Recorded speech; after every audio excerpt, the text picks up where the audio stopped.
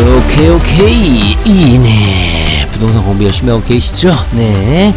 자, 오늘은요, 일기 신도시 특별법이죠. 노후도시 특별법 관련해서 국토교통부가 중요한 입장을 발표를 했습니다. 어찌 보면 가장 구체적인 계획이라고 할 수 있을 것 같아요.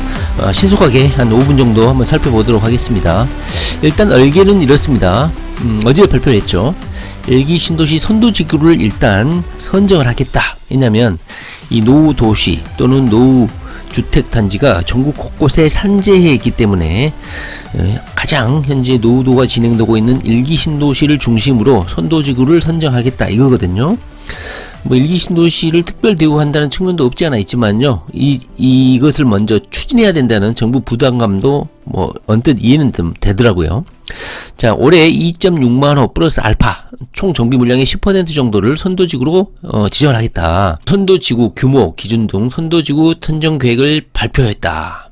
선도지구는 분당에 8,000호, 일산에 6,000호, 평촌, 중동, 3번에 각 4,000호 내외에서 선정을 하고 신도시별로 한 곳 두 곳을 추가 선정 가능하다. 그러니까 한 곳씩을 선정하고 좀 신청도가 좀 높고 참여율이 높으면 한 곳을 더 선정할 수 있다는 거죠.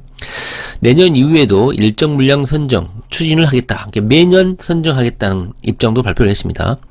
이주로 인한 전세시장 불안이 발생하지 않도록 지역주택 수급 동향을 면밀히 모니터링하겠다.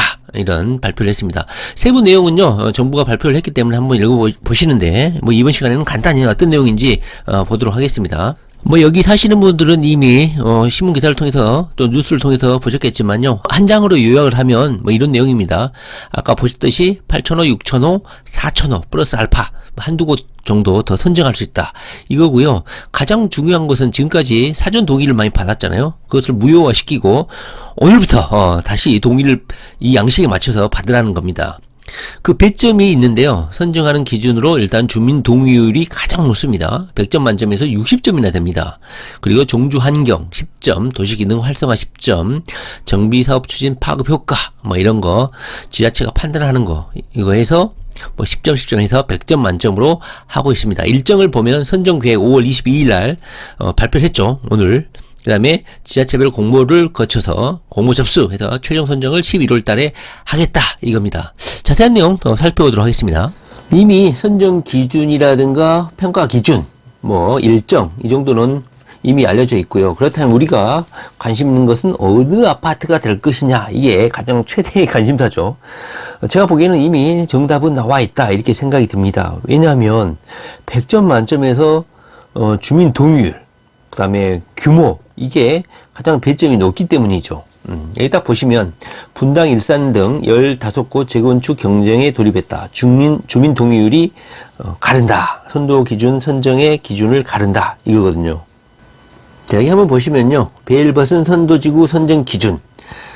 여기 보시면 5개 신도시 선도지구 규모를 26,000가구 플러스 알파로 잡았다.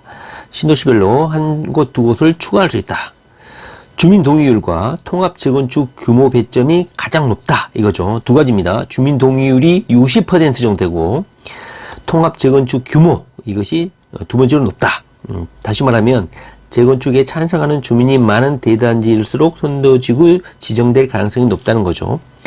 주민 동의율과 단지 규모가 관건이다. 자, 주민 동의율 배점은 아까 봤듯이 100점 만점에서 60점입니다. 동의율 95%를 확보하면 60점을 주어진다. 뭐 공산 국가가 아닌 이상 100% 확보는 불가능하겠죠. 그럼에도 불구하고 뭐 95%를 확보하면 60점 만점을 주겠다는 겁니다. 다음으로 높은 배점을 받는 평가 기준이 통합 재건축 규모입니다.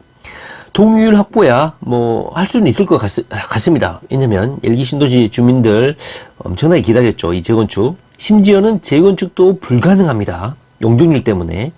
그런데 재건축을 시켜주겠다는 거야. 절호의 기회죠. 아마 일치 단결할 것 같아요. 그래서 동의율은 어느 정도 뭐 만점에 근접하게 다들 대동소이하게 받지 않을까 싶은데 문제는 통합 재건축 규모입니다. 규모가 클수록 20점이 부여되어 있는데요. 만점을 받을 가능성이 크다 이건데요. 이미 제가 어느 아파트 단지가 선도지구 아파트가 될 것인지 알 수 있는 이유가요. 통합 재건축 규모인 것 같아요. 제가 보기에는. 여기 한번 보십시오. 3,000가구 이상 모이면 20점 만점을 준다는 겁니다. 그런데 일기 신도시 같은 경우는 각 구역별로 아파트가 모여 있잖아요. 그리고 길도 반듯반듯하고 해서 각 단지별 대표, 입주자 대표 회의에서 맘만 맞으면 아파트 단지끼리 모여가지고 가구 수를 이렇게 대규모로 확정할 수 있다. 이런 장점이 있습니다. 그래서 이 가구 수가 일단 3천 가구가 넘으면 만점을 받는 게 거의 확실하기 때문에 경쟁이 치열하지 않을까 하는 생각이 듭니다. 대부분 신청 경쟁 단지는 아마 3천 가구 이상이 되지 않을까 하는 생각이 듭니다. 그리고 만약에 500가구 미만 한 개 단지가 신청하면 7.5점 밖에 안 준다. 따라서 우리 아파트만 다른 아파트하고 합해서 이게 뭐 재건축하기는 싫다 해가지고 우리 아파트 달랑 한 개만 신청하면 거의 선도직으로 되는 것은 불가능하다 이렇게 보시면 되겠죠. 가구당 주차 대수라든가 거주 환경, 노후도 10점, 지방자치단체의 정성평가, 도시기능 활성화 필요성, 파급 효과 뭐 이런 거 판단해서 10점을 부여해서 총 100점 만점으로 심사를 하겠다. 자, 재건축하는데도 우리 초등학교 평가받는 100점 만점 이런 거 진행된다니 참 기분이 좀 그렇긴 하네요. 자, 여기에다가 재건축 반대 주민 비율을 넣을 거냐 마이너스를 시킬 것이냐 하는데 이 반대 주민 비율은 넣지 않는 걸로 했다고 합니다. 자, 문제는 오래전에 이 일기신도시 특별법이 발의되고 사전 동의율이 높을수록 선도지구가 될 거라는 건 이미 예측은 됐었습니다. 그런데 오늘 발표를 통해서 정확한 평가 기준이 제시가 됐잖아요. 따라서 기존의 동의율은 무효로 하고 오늘부터 다시 동의율을 신청을 받아야 된다. 이렇게 국토부가 말을 했습니다. 그렇다면 이 선도지구가 되면 어떤 혜택이 있겠냐? 선도지구로 선정이 되면 국토부와 지자체, LH, HUG, 다양한 프로그램, 행정 속도, 행정 처리 이런 것을 지원을 해주겠다. 그래서 최대한 빨리 기존 재건축 단지보다는 신속하게 재건축이 이루어질 수 있도록 지원하겠다는 겁니다. 뭐 세제 혜택을 주거나 뭐 재건축 초과 이익 환수 이런 것에 대한 특혜를 세금적인 부분에서도 줄 것인지는 아직 정확하지는 않습니다. 저는 이 부분이 최대 관건이라고 생각하는데, 자, 그리고 그렇다면 어느 아파트가 될 것이냐? 저는 이미 답이 나와 있고 이미 지난 영상에서도 여러 번 말씀을 드린 바 있는데요. 일단 분당에서는 서현 시범 아파트 7,766가구 어마어마한 규모죠. 그 다음에 일산, 강촌, 백마, 후곡마을이 도전을 하고 있다. 자, 오른쪽 지도를 한번 보시면 이미 그 규모가 나와 있죠. 강촌 1, 2, 백마 1, 2단지 2,900. 아까 3,000가구 이상이 20점 만점이라고 했죠. 거의 뭐 3,000가구에 육박하기 때문에 20점에서 뭐 18, 19점 될 거 아닐까 싶습니다. 2,900가구면 뭐 19점 정도는 되겠네요. 후곡마을 3, 4, 10, 15단지가 합해서 2,564 가구. 백송마을 5단지 뭐 탈락이죠. 이 정도 규모는. 은하마을 2,387, 금강마을 1, 2차, 주공 11, 장미 백합, 주공 2단지 충무 1차. 여기는 소형평수인데 가구수는 존나 많죠. 그래서 가구수 기준으로 하면 뭐 20점 만점 가능하지 않을까 싶습니다. 3번 같은 경우. 자, 평촌 같은 경우는 한가람, 한양, 삼성, 두산, 그리고 우성, 동화, 건영 3단지, 5단지가 현재 평촌에서는 시범지구로 신청을 할 것 같습니다. 그리고 분당 같은 경우는 뭐 어마어마하게 많죠. 서현 시범 이미 오래전부터 준비를 해왔고 여기는 무조건 될 것이라고 다들 예측을 하고 있는 것입니다. 까치 1, 2, 하얀 5단지, 한솔 1, 2, 3단지 해서 거의 뭐 여기에는 분당에서는 여기가 확정적이지 않나 하는 생각이 듭니다. 만약에 한솔 1, 2, 3단지가 되지 않더라도 서현 시범이 되면 나머지 추가 1개, 2개 정도를 더 선정할 수 있다고 했기 때문에 가능성이 까치나 한솔도 가능성이 있다 이렇게 보시면 될 것 같습니다. 자, 만약 여기가 선정이 되면 대규모로 이제 재건축 일정에 따라서 이주가 선도지구로 선정된 아파트 주민들이 이주가 이루어지겠죠. 그래서 아마 2027년에는 전세 대란이 있지 않겠냐 하는 예측이 있습니다. 그래서 기존 주택을 국토부에서는 차질 없이 뭐 3기 신도시도 속도를 올린다든가 소규모 신규 개발을 또 추진해가지고 이주할 수 있도록 조치를 하겠다 하고 있고요. 지자체에서도 이주 수요가 폭발적으로 늘어날 수 있기 때문에 정부에서 이분들이 주변 지역으로 이사를 갈 거 아닙니까? 그래서 이주단지 조성이라든가 이분들이 뭐 거주할 수 있는 대책을 마련해 달라. 현재 이 부분이 좀 핵심 과제인 것 같습니다. 제가 생각하기에는 이 선도지구가 어떻게 진행이 원활하게 되느냐에 따라서 매년 선도지구를 선정한다고 했거든요. 그러니까 내년에도 아마 선도지구를 또 선정할 수 있을 것 같아요.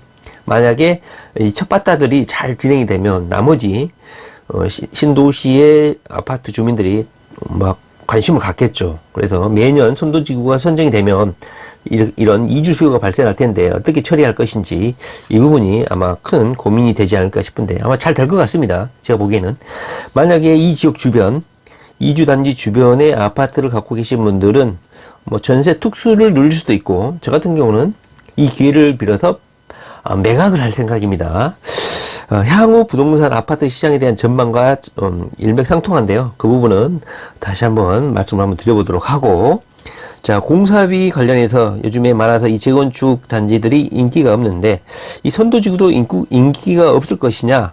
저는 그렇지 않을 거라고 생각합니다. 왜냐하면 일기 신도시 주민들, 이 아파트 한 개 가지고 계신 분들, 그리고 2주택자, 투자 자산으로 일기 신도시 이 아파트를 갖고 계신 분들은 적극적으로 동참하지 않을까 싶습니다. 자, 건설업계 같은 경우도 11월 선도지구가 최종 선정이 되면 적극적으로 아마 마케팅을 하지 않을까 싶고요. 시공권을 따기 위해서 건설사도 수주 경쟁도 열심히 하게 될 것이다.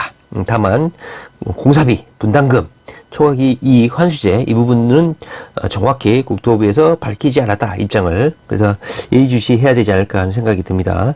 자, 오늘은요 정부에서 일기 신도시 특별법, 노후도시 특별법 관련해서 선정 기준, 선도지구 선정 기준을 마련을 했다. 그리고 어느 아파트가 될 것인지 우리가 한번 세대 규모 수, 이것을 기준으로 예상 아파트들, 예상 단지들 한번 찾아봤습니다. 제가 보기에는 거의 오래전부터 준비해온 단지들이기 때문에 주민 동의율이 60%잖아요. 100점 만점에서 60점이잖아요. 이 아파트 단지들이 거의 선정될 것이다. 고민하지 말고 가구수 많은데 동의율 높은데 선정해서 투자하시면 될 것 같습니다. 네, 부동산 공부 열심히 하시기 바랍니다. 렛츠고!